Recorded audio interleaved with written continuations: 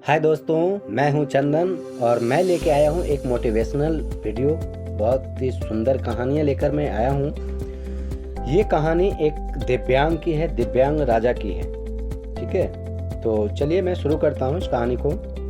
यह कहानी एक दिव्यांग राजा की है जिसके राज्य में कोई भी परेशानी या समस्या नहीं थी।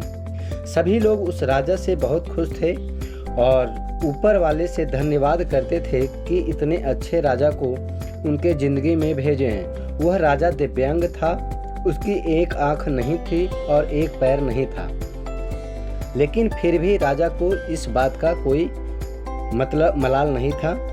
एक दिन राजा अपने महल के गलियारे में घूमते हुए अपने पूर्वजों की लगी तस्वीर को देख रहा था और सोच रहा था कि मेरे पिताजी इतने शूरवीर थे, उनके पिताजी इतने शूरवीर थे, हमें इतने शूरवीर खानदान में जन्म लेने का मौका मिला।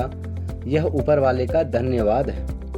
राजा ने सभी चित्र को देखते हुए आखिरी चित्र तक पहुंचा और फिर उस खाली जगह को देखा तो वह चिंता में पड़ गया, क्योंकि उसे मालूम था कि अब यहाँ जो तस्वीरें लगेगी वह उसी की लगेगी। लेकिन राजा को इस बात की चिंता नहीं थी कि वह मर जाएगा। चिंता इस बात की थी कि वहाँ जो पेंटिंग लगेगी वो कैसी लगेगी। राजा का एक आंख और एक पैर न होने की वजह से यह चिंता में पड़ गए और सोचने लगे कि इस गलियारे में इतने शानदार पेंटिंग लगी है, लेकिन मेरी एक आंख और एक पैर न होने की वजह से मेरी ही तस्वीर सबसे खराब लगेगी और सबसे भद्दी दिखेगी। राजा ने सोचा कि मेरे मरने के बाद पता नहीं कैसी पेंटिंग बनेगी और क्यों न मैं अपने जीते जी एक शानदार पेंटिंग बनवाऊं, ताकि मुझे ये सुकून मिल जाए कि मेरी यहाँ अच्छी पेंटिंग लगेगी।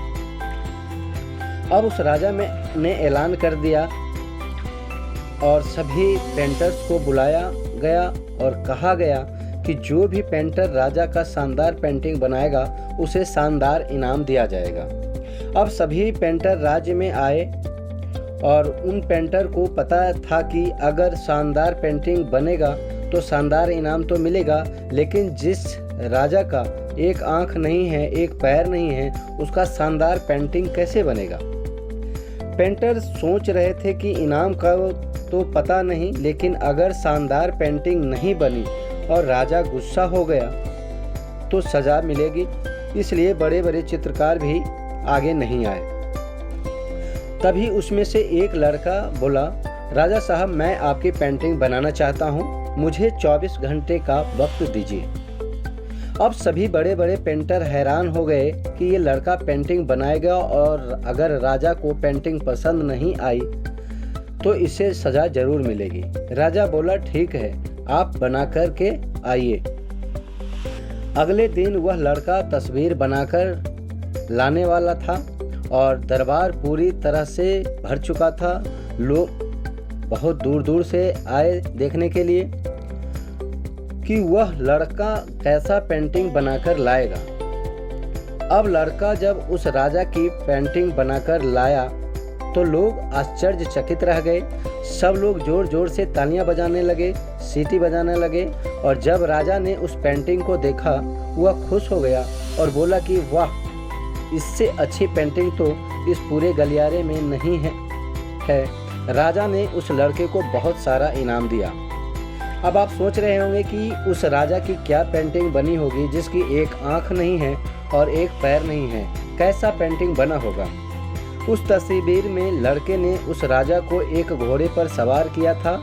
एक साइड से उस राजा का एक पैर दिख रहा था और राजा तीरंदाजी करते हुए निशाना लगा रहा था और निशाने लगाते वक्त एक आंख बंद हो जाती है और उस लड़के ने उस राजा की वही आंख बंद की थी जो राजा के पास नहीं थे।